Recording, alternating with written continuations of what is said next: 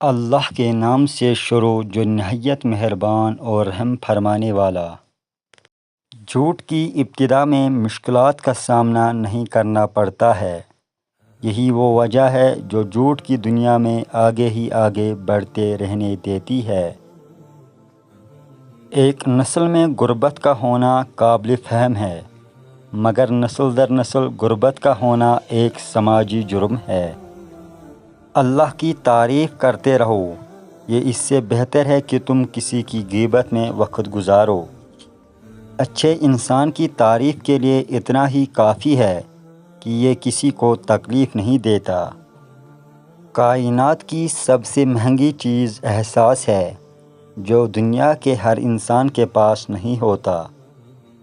وقت گزرنے کے بعد اگر کسی کو کسی کی قدر آ جائے تو اسے قدر نہیں افسوس کہتے ہیں۔ اگر کسی گھر کے بچے آپ کی عزت نہیں کرتے تو سمجھ جائے اس گھر کے بڑے آپ کے غیر موجودگی میں آپ کو اچھے الفاظ سے یاد نہیں کرتے۔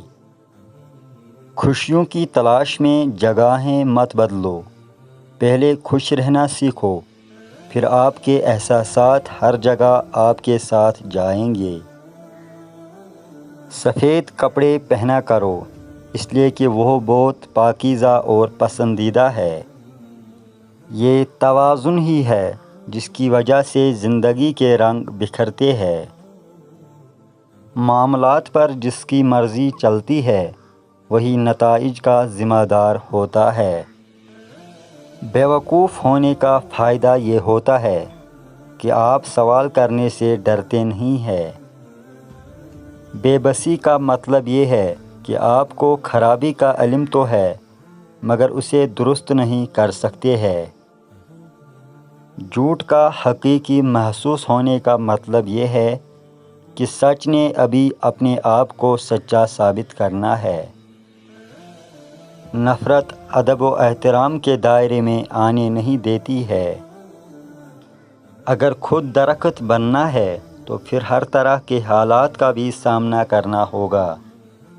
قیادت کا اہل صرف وہ شخص ہے جس کے قول و فعل میں کوئی تضاد نہ ہو۔ جس لمحہ آپ سچ بولنے کا فیصلہ کرتے ہیں وہی لمحہ آپ کی سوچ اور عمل کی تبدیلی کا آغاز ہوتا ہے۔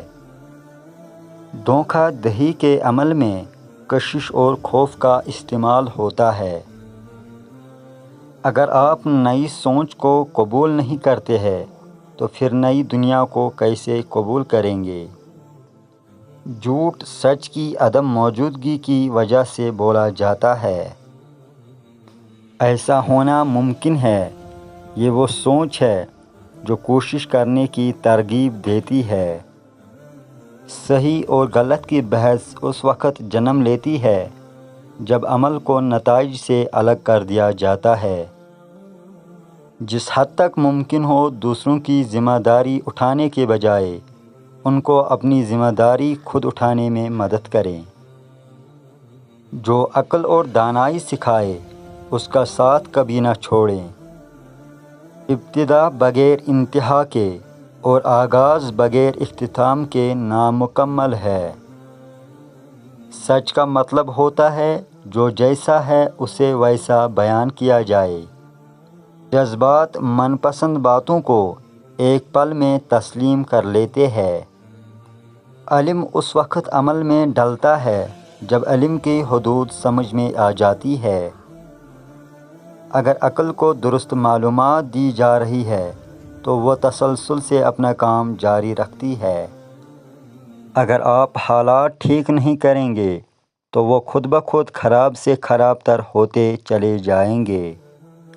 زندگی کے سفر میں پہلا قدم آپ نے خود اٹھانا ہے، پھر بعد کے قدم خود بخود اٹھتے چلے جائیں گے۔ تبدیل ہونے کا بنیادی مطلب یہ ہوتا ہے کہ اب آپ کبھی بھی جھوٹ نہیں بولیں گے۔ زندگی کی سادگی صرف اس وقت تک برقرار رہتی ہے جب تک سچ بولا جا رہا ہو۔ زندگی کی وسعت کو دیکھ کر یہی بات سمجھ میں آتی ہے کہ زندگی کو سمجھنے میں جلدی نہیں کرنی چاہیے۔ ذاتی مفاد کا تصور لالچ یا خطرے کی وجہ سے ابھرتا ہے۔ وہ دھوکہ جو اوجلا میں سب کے سامنے دیا جا رہا ہو، اسے پکڑنا مشکل ہوتا ہے۔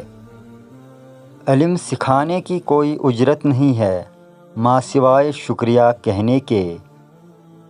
میں نے آج تک نہ ہی کوئی بیوقوف شخص دیکھا ہے اور نہ ہی عقل مند، بس ہر کوئی اپنی اپنی مرضی کے مطابق سیکھ رہا ہے۔ وقت کے شمار، دن، ہفتہ، مہینہ، سال، صدی کا تعلق انسانی معاملات سے ہے۔ انسان بولنے جیسے ہتھیار سے لیس ہے، اسی لیے باتوں پر جلد یقین مت کیا کرے۔ جھوٹ کے علاوہ انسان کی ہر کوتاہی کو نظر انداز کیا جا سکتا ہے۔ سیکھیں اور سکھائیں قوموں کی ترقی کا ہی راز ہے۔ باتوں کو سمجھنے میں وقت لگتا ہے، اسی لیے اپنے آپ کو یہ وقت ضرور دیا کریں۔ طاقتور کی باتوں پر نہیں بلکہ اس کے عمل پر توجہ دے۔ اجنبی کو اپنی اور دوسروں کی ذاتی معاملات مت دیں۔ استاد کو عزت علم دینے کے بدلے میں ملتی ہے۔ طوفان کمزوریوں کی درست طور پر نشاندہی کرتا ہے۔ خود کی اصلاح کے بغیر دوسروں کی اصلاح کرنے کا مطلب ہر وقت دکھتے انگاروں پر بیٹھنا ہے۔ علم کے سب سے پہلے نافع آپ ہے، یعنی علم کا سب سے پہلا فائدہ خود کو ہوتا ہے۔ نفرت کے ہوتے ہوئے اخلاقی جرات کا مظاہرہ کرنا ممکن نہیں ہے۔ سفر منزلوں کا مجموعہ ہوتا ہے، یعنی ہر قدم دراصل ایک منزل ہے۔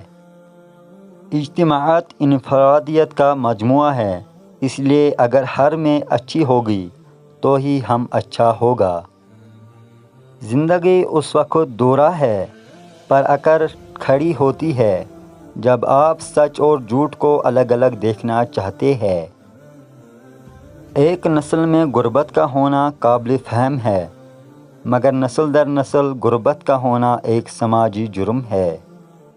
غم اور مشکلات صرف اللہ کو بتایا کرو، اس یقین کے ساتھ کہ وہ تمہیں جواب بھی دے گا اور تمہاری تکلیف بھی دور کرے گا۔ وقت اور سمجھ ایک ساتھ خوش قسمت لوگوں کو ملتے ہیں، کیونکہ اکثر وقت پر سمجھ نہیں ہوتی اور سمجھ آنے تک وقت نہیں رہتا۔ تھوڑی سی عبادت بہت سا صلہ دیتی ہے، گلاب کی طرح چہرے کو کھلا دیتی ہے۔ اللہ کی یاد کو کبھی دل سے جانے نہ دینا، کبھی کبھی چھوٹی سی دعا بھی عرش ہلا دیتی ہے۔